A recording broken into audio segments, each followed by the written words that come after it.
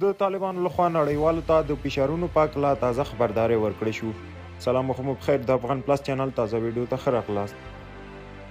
طالبانو تازه په یو خبرداري کې ویلي که فشارونه دوام وکړي ګټونکي به هغه څوک وي چې نړۍ ته ګواښ پېښولی شي. په لومړي ځل د طالبانو د یو لوړپوړي چارواکي لخوا دا ومنل شوه چې حکومت یې د یو شمېر هیوادونو تر فشار لاندې دی.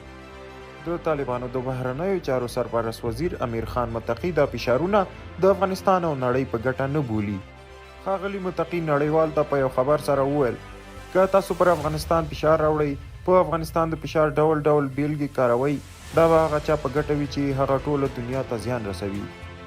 له بلې خوا پر طالبانو تر ټولو ډیر فشار د متحده ایالاتو او د دوی د ډیرو نږدې متحدینو لخوا دی.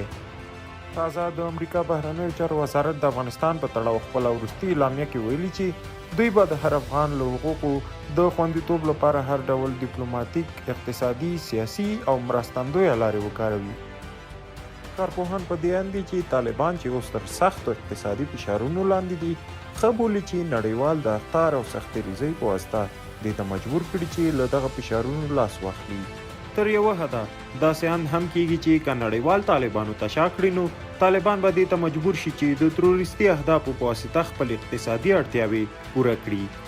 دا و د دې مهال ویډیو. په دې اړه خپل نظریات را سره شریک کړئ. تاسو کولی شئ خپلې لیکنې او مقالې له موږ سره په کمنټ کې شریک کړئ.